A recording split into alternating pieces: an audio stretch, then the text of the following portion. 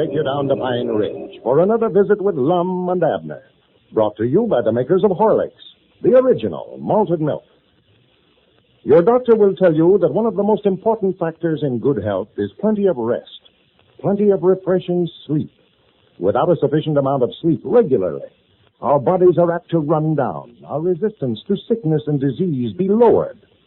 No, there isn't any substitute for the tonic of a full night's rest.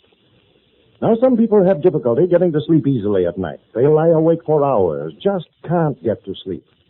Well, those people don't know the secret of a cup of Horlicks malted milk, hot, at bedtime. A drink of Horlicks to relax your body, soothe your nerves, help you to fall asleep quickly, help you to sleep soundly, too. Tonight, just before you go to bed, drink a cup of Horlicks, hot. You'll sleep better, more restfully. You can get Horlicks, you know, in either natural or chocolate flavor. And now, let's get ready for Lum and Abner. Well, yesterday, Pine Ridge received a very great shock. It was discovered that the oil well that Lum and Abner and Grandpappy Spears brought in and sold to Squire Skimp wasn't an oil well, after all. The old fellows had drilled into one of the pipelines of the Southern Pipeline Company, which runs close to Pine Ridge, transporting oil from distant oil fields to their refineries. As we look in on Pine Ridge today, we find Lum and Abner over at Lum's house. The old fellows are just beginning to realize what has happened. Listen. Well, we're right back to where we started, Abner. Yeah, no, we ain't neither, Lum. When we started, we had a good grocery store down there. Now we ain't got nothing. Yeah, looks like we're going to have to start all over again. Well, we were sitting right smack on top of the world there for a while, though. Yeah, but you got to recollect the world turns around. You never know when you're on the top or where you're on the bottom. Yeah. Oh, that news yesterday just knocked the foundation right out from under all them air castles I had built. Well, right, sort of fun while it lasted. We got to find out how it feels to be rich. Yeah. Our trouble was we was rich without no money. Yeah. I granted, I feel like I owe somebody something for all the good times I've had. These trips I've been making. What trips? I never knowed you left town. Oh, me, in the last 2 weeks I've been all over the United States. Seen America first. Why, you ain't done no such a thing, Lum. You've been right here all the time. Well, I just, same as made the trip. I've been studying about them so much. Laid over there in bed of a night and imagined myself down at Daytona Beach, Florida, Hot Springs in California. Feel like I owe somebody something for all them trips. Yeah. Yeah, just like that car I was going to buy, that big gray one. I put about 10,000 miles on that driving, drive it all over the country in my mind. Oh, yeah. I never will forget how everybody's eyes bugged out when I drove up in front of the blacksmith shop over. They just took on over. You mean you just imagined how they looked? Yeah. Oh, I never was inside the car, but I used to sit over at the place at night and imagine myself driving it. Well, I ain't got no regrets over it, Abner. I've always wondered how a feller felt to have all the money he wanted, and I found out. Yeah, but now that it's all over, what are we going to do for a living? I've got to raise some money somewhere or other. Oh, well, we can get in some kind of business. Well, you can't go into business without money of some kind, Lum. Yeah, that's right, ain't it? Poor Elizabeth and Pearl, off down there in Texas. I know their relations will be tired of feeding them. I just wish there's some way for me to get them home. Well, you better leave them down there till you find something to do. Bad enough for us to go hungry without you letting your women folks suffer. And better leave them down there where they'll be took care of. Yeah, well, now, that might be a good idea, for if she comes back now and finds out we've lost the store and the oil well and everything else, well, ain't going to be room for both of us here in Pine Ridge, nohow. No, I just leave them there till you get on your feet again. Doggy, if it's sold on these shoes gets any thinner, I'm going to be on my feet any day now. Well, I'll study something up for us to do. It looks like a shame, Lum. Fella gets up to our age and has to get out and start all over again. Yeah. I never thought I'd ever have to hit another lick of work. Well, don't get to feeling sorry for yourself, Abner. That's the worst thing a fella can do when he gets up against it. Well, there ain't nobody else going to feel sorry for me. I may as well do it myself. No, that's the wrong altitude to take. When I see somebody feeling sorry for himself, I know right then that he's give up. He's a goner. Well, I ain't give up, but I'm just sort of uneasy. Body's got to eat, you know. Well, recollect that old lettered saying, every cloud's got a silver lining. Yeah, them clouds are just about as far out of reach as money is.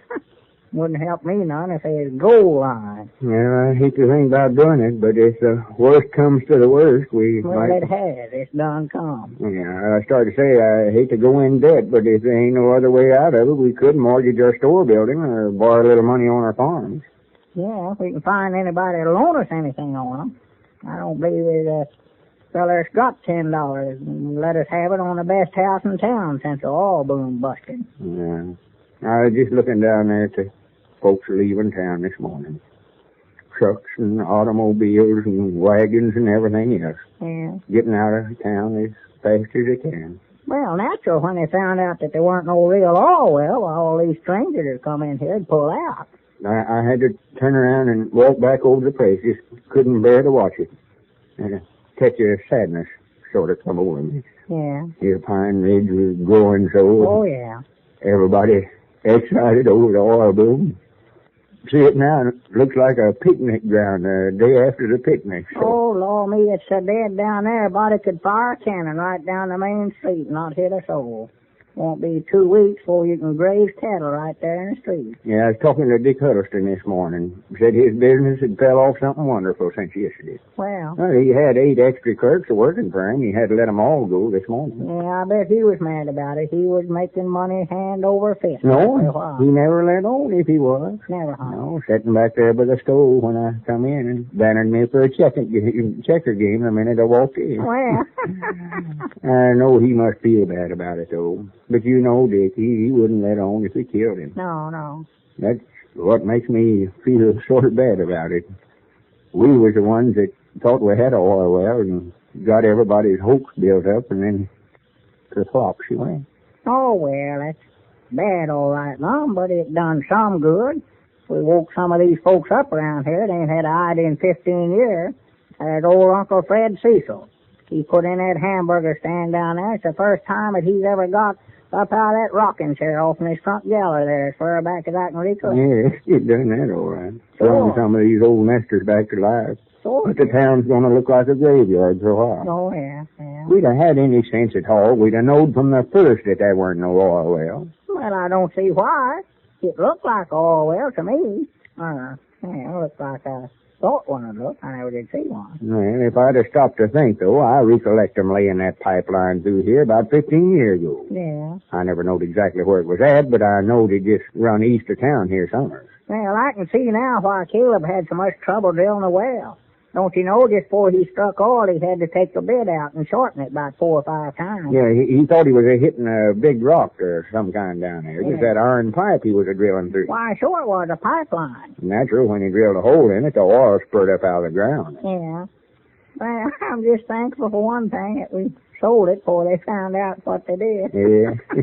Dick Huddleston was to tell me they're going to make old Squire pay for every bit of oil that run out of there. Oh, me, now that's going to amount to something. Oh, yeah. Well, Dick said he did it run to $4,200. $4,200. That's what he said. I hate to laugh about anybody having hard luck, but some way or other I can't bring myself to feel sorry for old Squire. No, I can't neither. He had it coming to him if ever a man did. And here he went to all the trouble of tricking us into selling the well to him, buying it under a consumed name that way. Now it's going to cost him over $7,000 to get out of it, counting the $3,000 that he gave us in a trade. That sort of evens things up for some of the skinnings they give us, Lum. Yeah, and he was trying to give us a skinning on this deal, but the thing backfired on him. Yeah. I bet you he'll leave us alone from here out. Yeah, Lord, he won't bother us no more. Me and him coming over here yesterday trying to trade back with us. Yeah.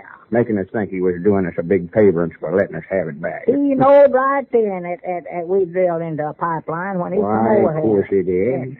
He was trying to get that agreement back we made him sign. Well, so what? Just what he's doing when he come over. Yeah, see, he's responsible for everything according to that agreement. Yeah, and he'd have did anything to get that back, too, long. Well, he made us sign the same kind of agreement himself when he sold us that land over there to start with. Yeah. He had to pay off $355 to satisfy them stockholders. That's what we So done. I don't feel bad about this. Yeah, well, now, Lum, there ain't no way for him to get out of it, is there? Oh, no, it's legal. I looked after that part of it myself. Got his name right on it. Witnessed and everything. Well, good. There's something about I do hereby and herewith agree. Wait, how does that go? Let me see that thing again. Yeah, I want to be sure that agreement's worth a lot to us, Lum. Abner. What's the matter, Lum? You look like you saw gold. It's gone. What's gone? That agreement we had, Squire, signed. Granted, I had it right here in this pocket. It ain't there. It's gone. You don't suppose our old friend Squire Skimp could have had anything to do with the disappearance of that agreement? Ladies and gentlemen, here's a little scene that took place in the Conklin home. In the living room were Mrs. Conklin and her sister, Mrs. Meade, from out of town. The sisters hadn't seen one another in some time. They had a lot to talk about. One topic was Mrs. Meade's little daughter, and that's an interesting story, too. So let's listen. How's little Irene? You know, I haven't seen her in, well, it must be about 2 years. Well, she's fine, Vera. The healthiest little youngster you've ever seen. Oh, she's full of life and pep every minute of the day. Irene is? Well, the last time I saw her, she was a thin little tyke with no color at all, and she seemed so, well, listless. I suppose she did, but that was my fault, I'm afraid. Your fault? Yes, I hadn't taken the trouble to find out about Horlick's malted milk. It was Irene's school teacher who told me about that. And what a scene we had the day she told me. A scene? Why? What was wrong? Well, I resented her telling me how to raise my child. I thought she had a lot of nerve, and I told her so, too. And not in very gentle language, either. Well, it's a wonder she didn't walk out on you. Isn't it? She didn't, though, thank goodness. She just sat there calmly all the while that I was raving. Then she told me that she didn't mean to be impertinent, but she did want me to know how Horlicks had helped her little brother. He was sickly, undernourished, like Irene, you know. Oh. Well, Horlicks did wonders for him. She told me all about Horlicks, also, about its valuable nourishment and its vitamins and mineral elements, you know, that help children develop husky bodies and sound bones and teeth. You took her advice then? Yes, fortunately. I went right down to the drugstore and bought a package of Horlicks for Irene. And has Horlicks helped her? Oh, marvelously, Vera. I've never seen such a change in a child. Ever since that day her teacher called on me, Irene has had a glass of Horlicks with every meal. Good. And she drinks it between meals, too. And how she loves it. But all children love Horlicks, I guess. It's such a delicious drink. And that's the story of how Mrs. Meade found out the value of Horlicks malted milk as a children's food drink. And Horlicks malted milk is something that every parent should know about. You won't find anything that will mean more to your children's good health. You can get Horlicks malted milk, you know, in either natural or chocolate flavor. This is Carlton Brickert, speaking for Lum and Abner and Horlicks, who now bid you all good night and good health.